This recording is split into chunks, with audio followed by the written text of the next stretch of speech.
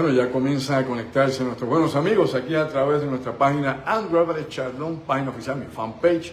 Recordándoles también que va a estar esto repetido o va a ser subido también a mi canal de YouTube, Andrew Álvarez Chardón, en la plataforma de YouTube. Gracias una vez más por estar con nosotros acá.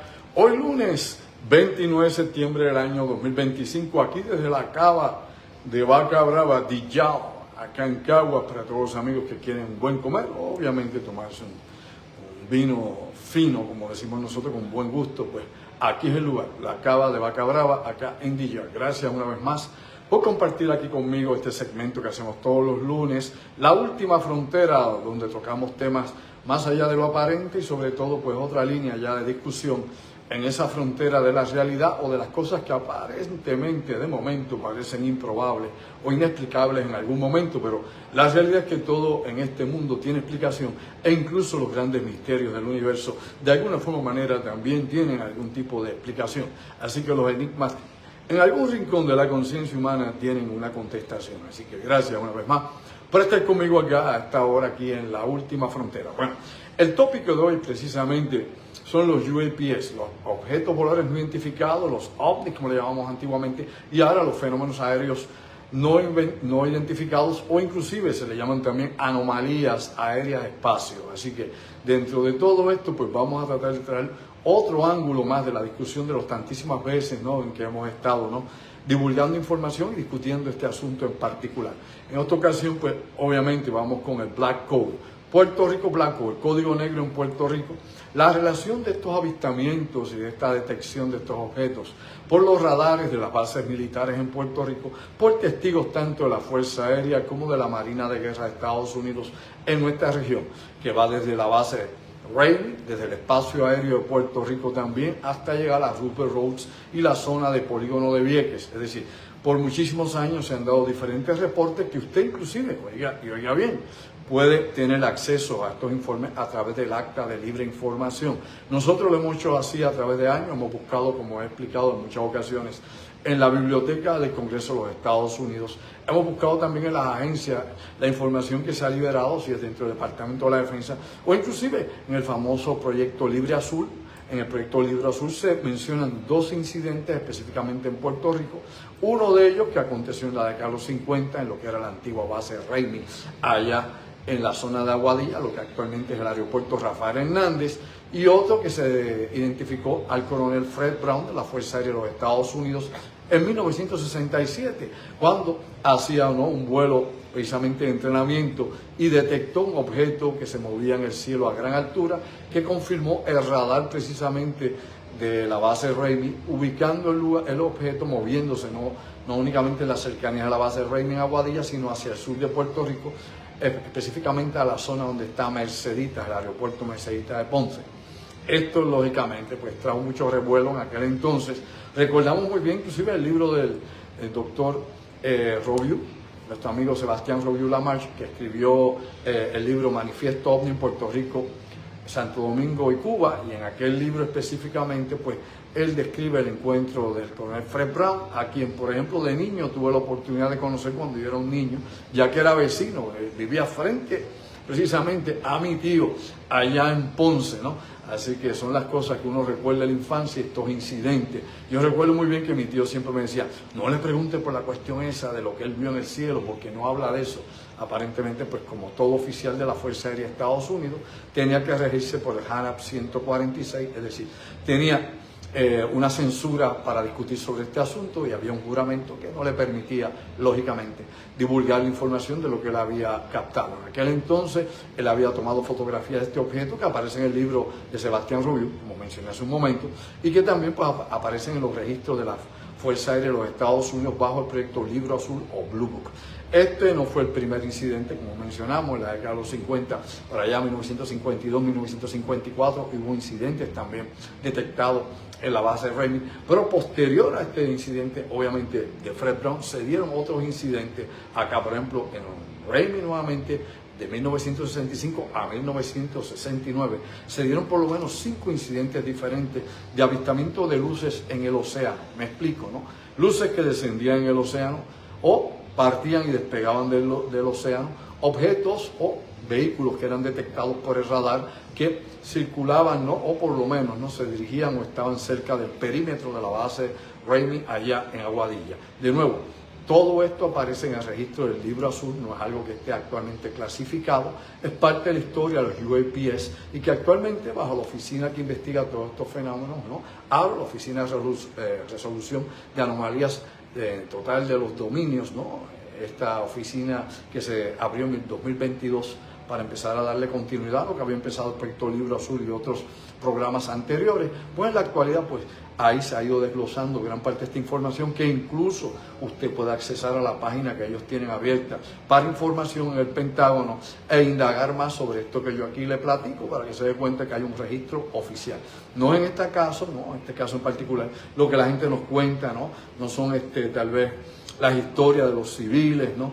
Todo este tipo de cosas que hemos escuchado por tantísimos años, los relatos que se dan y las incidencias que hemos inclusive investigado, sino en este caso en el aspecto militar. Por eso esto es Puerto Rico Black Code, que incluso es parte de lo que vamos a estar presentando allá en Guayama el próximo sábado 11 de octubre a las 8 de la noche en Estudio 58 en el mismo pueblo de Guayama. Vamos a hacer obviamente no una crónica de todo esto de la década de los 50, sino vamos a actualizar qué cosas en la actualidad se relacionan con estas apariciones que antiguamente llamábamos objetos voladores no identificados, también llamábamos objetos submarinos no identificados, es decir, OVNI o OVNIs, que eran los términos mayormente utilizados y que ahora todos caen bajo UAPs o FANI, fenómenos aéreos no identificados, que incluye ahí en una categoría especial a los fenómenos submarinos no identificados. Y esto es bien interesante porque hay un programa que se llama Blue Deep, ¿no? O Deep Blue, mejor dicho, perdón usted, Deep Blue. Es un programa que también la Marina corrió por muchos años, tomando una bitácora de todos estos eventos que acontecían en sus bases navales y sobre todo los submarinos o los barcos o portaaviones que podían registrar este tipo de incidentes. Vimos precisamente 2022, 2023, en los últimos años, hasta el 2025, hasta este año, la cantidad de información que se ha discutido o se ha liberado a través de las vistas congresionales que se han dado, donde ha estado ARO, donde ha estado la Marina de Guerra de Estados Unidos, inclusive la NASA, discutiendo sobre este asunto con los congresistas. Y hemos visto parte de esa información que se ha podido no mostrar al público. La mayor parte, la más importante, la que puede ser neurálgica para tal vez entender o tener una perspectiva más clara de lo que son estos eventos y estos fenómenos que se manifiestan en cielo, océano o sobre tierra, pues definitivamente todavía permanece clasificado bajo control de información y esto pues únicamente lo conocen los oficiales de inteligencia militar, los oficiales de la oficina de ARO y sobre todo los congresistas que han estado participando y los senadores en estas vistas sobre este tipo de fenómenos. Nuevamente, son fenómenos que ahora se están viendo desde el punto de vista militar. Hemos incluido aquí la hipótesis por ejemplo, de los drones de alto desarrollo, tanto de la industria armamentista de Estados Unidos, su bloque militar industrial, proyectos que son secretos inclusive a la milicia porque son máquinas que están en prueba, eso está obviamente en desarrollo y prueba, Research and Development, como hemos explicado muchas veces. Otros son proyectos que son de tal magnitud, la secretividad, top secret, pues no permite inclusive a personal de las Fuerzas Armadas de Estados Unidos que conozcan que ese proyecto está en desarrollo. Todo esto lo sabemos, todo esto ha sido el modus operandi que han utilizado por décadas para trabajar con los diseños de las nuevas naves que ahora usted ve. Todas esas naves que usted ve ahora son la tecnología de los años 80, 90 y 2000. Lo que está ahora obviamente en proyecto de desarrollo en pleno siglo XXI, pues es otra escala, Son vehículos de sexta generación y aún más allá. Inclusive pues se discute la antigravedad como parte de la propulsión de estas nuevas naves desarrolladas por la ingeniería estadounidense. Son los famosos UFO Made in USA. Pero para no hablar de ese aspecto, sino simplemente tocar esta cuestión del código negro en nuestra región, hay que señalar lo siguiente. Como he dicho, esta experiencia con estos objetos que ahora estudia el Pentágono de forma abierta, entre comillas, de manera oficial, según ellos dicen, pues definitivamente ya venía un amplio registro de ellos de la década de los 50. Tuvimos otros incidentes más también, de hecho, aparte de los incidentes en Ramey del 65 al 69, de incidentes en 1967 del coronel Fred Brown, que incluyó desde la zona norte hasta el sur de Puerto Rico, la travesía que este objeto dio y que en aquel entonces, o luego, vamos a decirlo también, años después, yo diría ya en la década de los 90, ya se empezó a indicar alegadamente que esto fue parte del proyecto Mogul, un proyecto de globos de alta elevación o de alta altitud que se liberaban para monitorear las pruebas nucleares que hacían los soviéticos en aquel entonces y los chinos, que ya estaban también ya haciendo pruebas nucleares, y estos globos le daban la vuelta al mundo, ¿no? Era la época donde todavía, aunque se estaban ya utilizando los primeros satélites, como he dicho yo, satélites de la clase Corona y otros satélites más,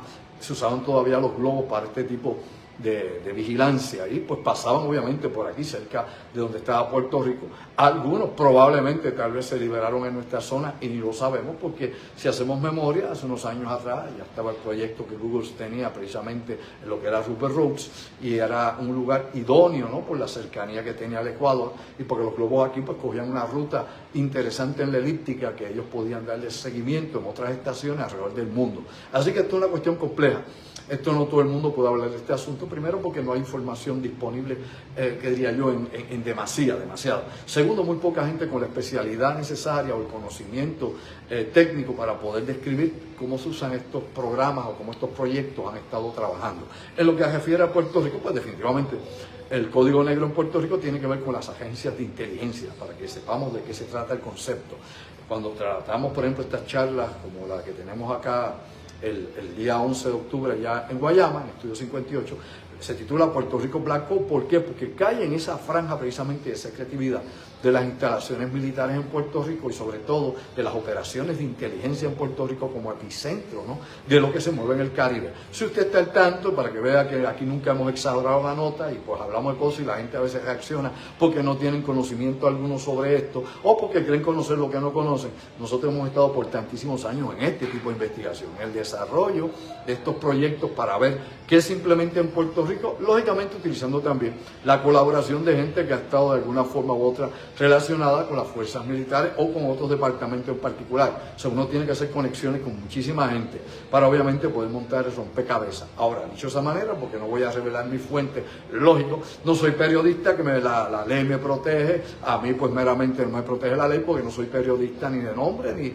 ni de pagar cuotas, simple y llanamente estoy expuesto como investigador bona fide a este tipo de cosas, a que definitivamente, como me ha pasado en varias ocasiones, en que las agencias federales pues quieren no ver de dónde viene la información y qué es lo que yo realmente persigo cuando hago este tipo de estudios. Ahora bien, esto es importante también señalarlo.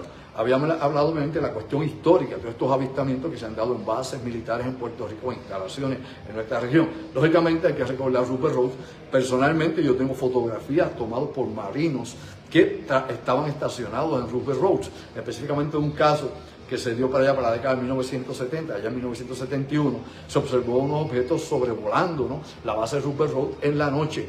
Otros aparecieron inclusive en la mañana, ¿no? Muchos de estos objetos, según describen los testigos, que eran militares, parte, ¿no?, de la Marina de Guerra de los Estados Unidos, miembros de la Marina de Guerra, ellos indicaban, según los testigos, que estos objetos regresaban por donde venían. Me explico, venían del océano, regresaban por el océano. En algunas ocasiones se perdían del radar, ¿no?, tomando una altitud mucho más alta y perdiéndose del alcance del radar. En otros casos en particular se sumergían en el agua, por ende se convertían de OVNI a OSNIs, objetos submarinos no identificados, de objetos voladores no identificados, a ese tipo de objetos. Recuerde que es lo que algunos hablan de estos fenómenos, de este tipo de tecnología, que tiene la capacidad de ser, de adaptarse a cualquier medio, ¿no? Obviamente multimedio, en el sentido de que es un transmedio, que es la otra forma que se dice transmedio, porque supuestamente alegadamente puede estar sobre superficie, en el aire, poder descender en tierra, poder sumergirse en el agua y seguir a la misma velocidad que tiene en la atmósfera. Es decir,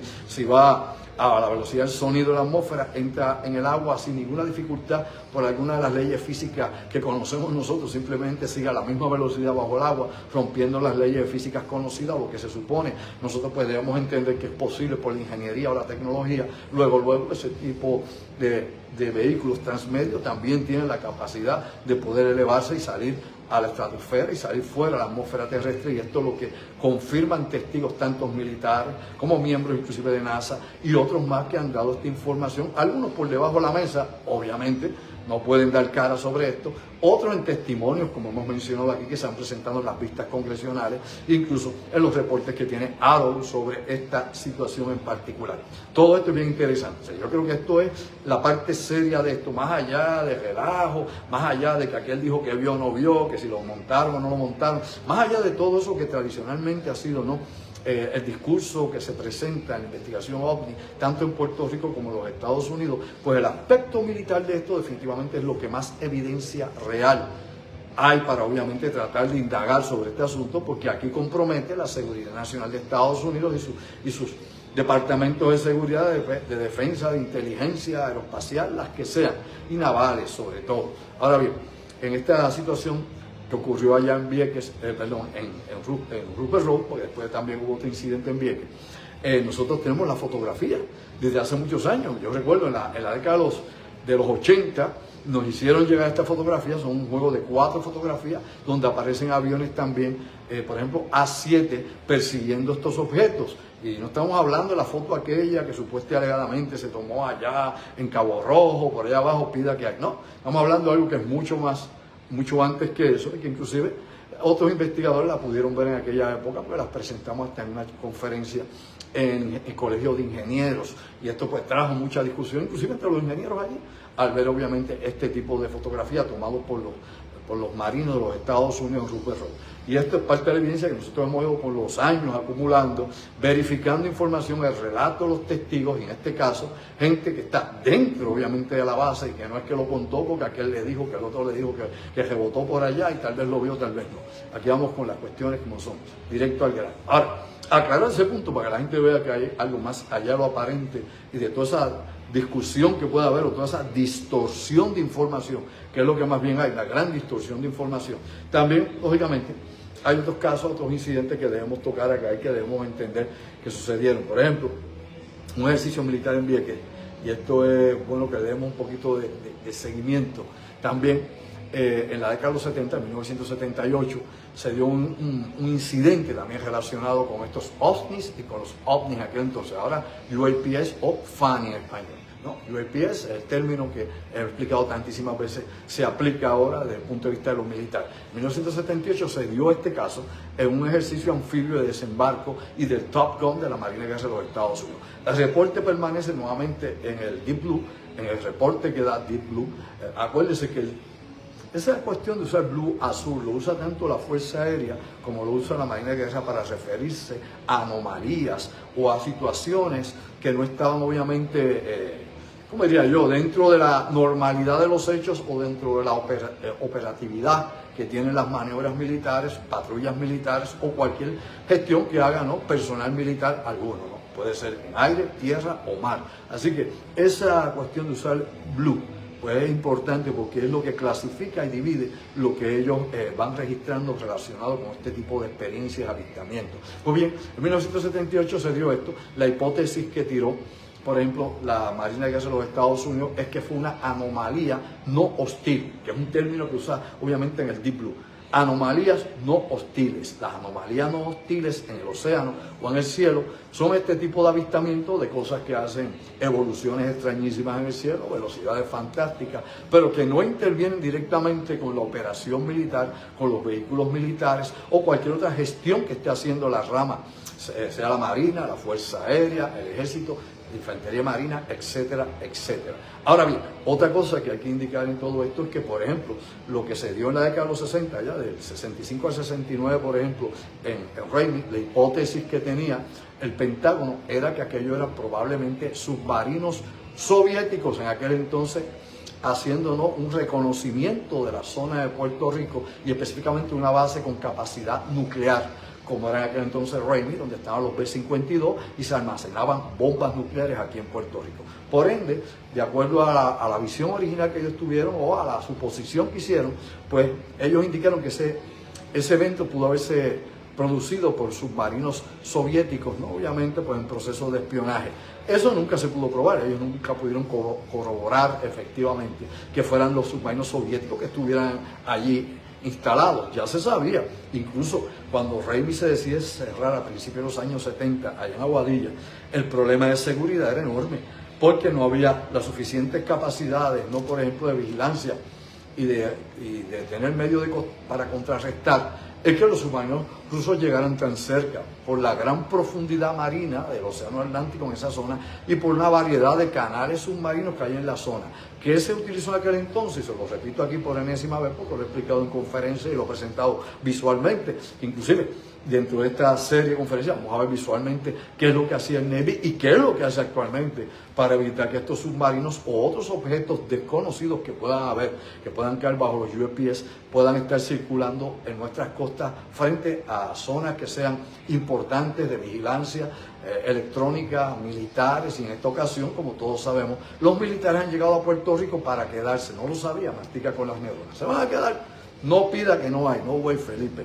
Ese es el plan que hay y lo hemos hablado por años, pero ahora se dio la cosa y ahora tú Tilibun habla del asunto. Antes nadie abría la boca ni decían esta boca es mía. Nosotros poníamos la evidencia, el material, los visuales, los documentos, todo lo relacionado con lo que ahora está pasando. Así que si no estuvo con nosotros antes, pues ahora guarde el paquete que ya está fuera de tiempo. Y ahora pues vamos a Guayama para poner a la gente en tiempo y vea qué es lo que hay ahora en tiempo y espacio. Ahora, no que fue a los 50, no, ya esto yo lo estoy haciendo un pequeño resumen de los black codes anteriores, de los códigos negros que tienen que ver únicamente con interceptación de comunicaciones o, por ejemplo, VIP de radar no identificados que puedan pues ser tal vez una amenaza en el perímetro militar, entre otras cosas más que es importante profundizar. Ahora bien, dicho esto, de forma somera nuevamente, porque ellos nunca han querido dar una explicación sobre todo este asunto, hay que señalar lo siguiente.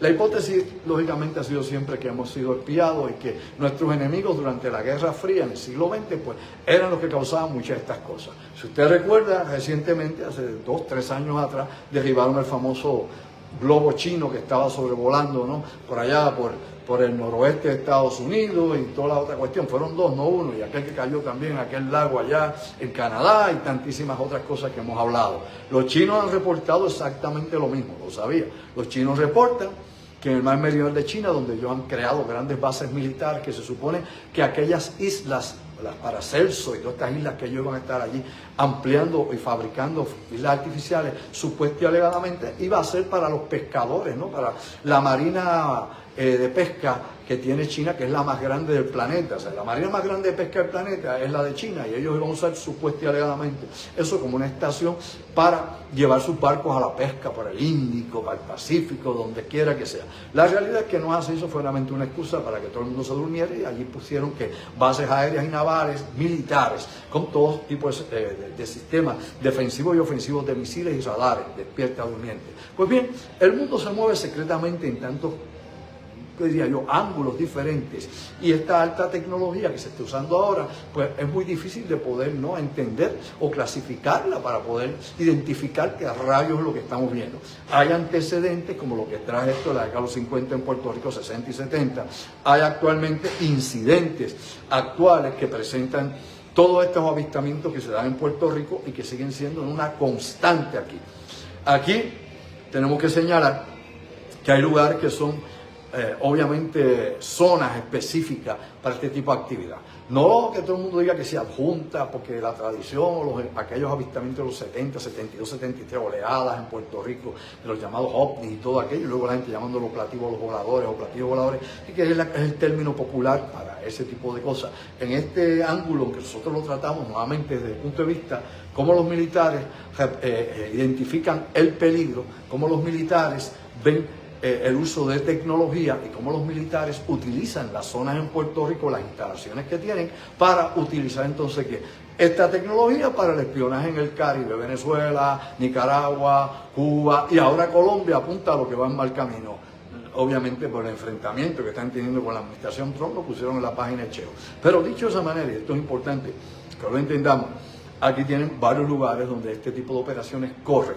Aquí tenemos, por ejemplo, drones submarinos, drones marinos, los tiran en Mayagüez. Nosotros los tenemos en video, los hemos visto en acción, los hemos grabado en el mar, en el muelle, reparándolos y de todo. Y aquí usted ni por las noticias ni de casualidad se va a enterar ni se enteró. Ahora lo oye aquí en las noticias y trata de ver si puede traer ese tema para buscar rating porque no saben nada de nada. Pero, asimismo, los drones. Los MQ que hemos tenido acá, aquí se han utilizado en Puerto Rico y actualmente hay 4 modelos diferentes de drones sobrevolando la zona de Puerto Rico. Había explicado, inclusive en charlas, conferencias, y ahora se lo comparto a ustedes, les había explicado precisamente que en Puerto Rico estuvo activo por más de 7 años el proyecto Hawk, Halcón, mastique con las neuronas. Era traer drones de prueba, salían inclusive de lugares como el mismo Fort Allen, salían de zonas como era Rupert Road, obviamente el aeropuerto, antiguo aeropuerto Rupert Road, salían de zonas como obviamente Aguadilla y otros lugares más, porque esos drones no necesitan, algunos de ellos despegan, como dicen por ahí, vertical, no todos son horizontales, como los MQ, los Raptor o cualquier otro que usted quiera ver por ahí que puedan tener, que necesitan pistas. Así que aquí se trajeron varios modelos de ellos, se probaron el proyecto Hawk, esto lo he explicado hasta la saciedad, era parte de un programa más grande de vigilancia que se ha ido aplicando en Estados Unidos para mantenernos monitoreo sobre zonas que puedan ser importantes, desde energía eléctrica, producción de energía eléctrica, reactores nucleares, zonas militares importantes, etcétera, etcétera. Y ha sido parte, ¿no?, del programa que se ha instalado en los Estados Unidos para su seguridad nacional. Acá en Puerto Rico siempre hemos sido, como he repetido y digo por enésima vez, un laboratorio de pruebas, de todo tipo de pruebas, mastica con las neuronas, todo tipo de pruebas, despertemos durmientes. Aquí se ha hecho todo eso. Así que, partiendo de toda esa evidencia, partiendo de todo esto y los casos que se han dado regularmente en Puerto Rico, por ejemplo, los que se han dado en el aerostato, nosotros tenemos la fotografía, las únicas fotografías reales y video, no solo fotos, y video, de artefactos aterrizados en el área de aerostato. Nadie tiene esa información ni esos videos. ¿Quién nos facilitó?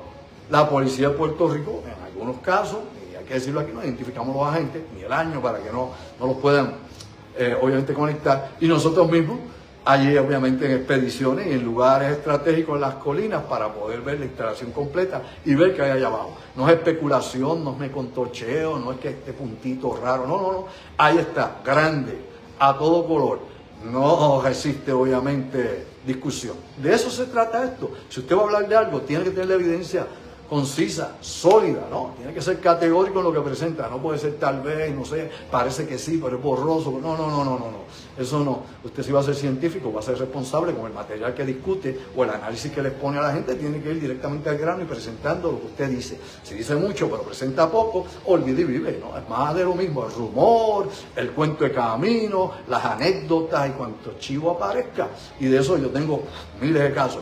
Ahora, casos en el aspecto de Black Code, el código negro, de interceptación de comunicaciones, de la relación de inteligencia e información, del uso de drones, de UPS y todas estas cosas, nosotros ahí hemos concentrado lo que nadie más ha concentrado. Y ahí presentamos la evidencia, no una, no 10, no 20.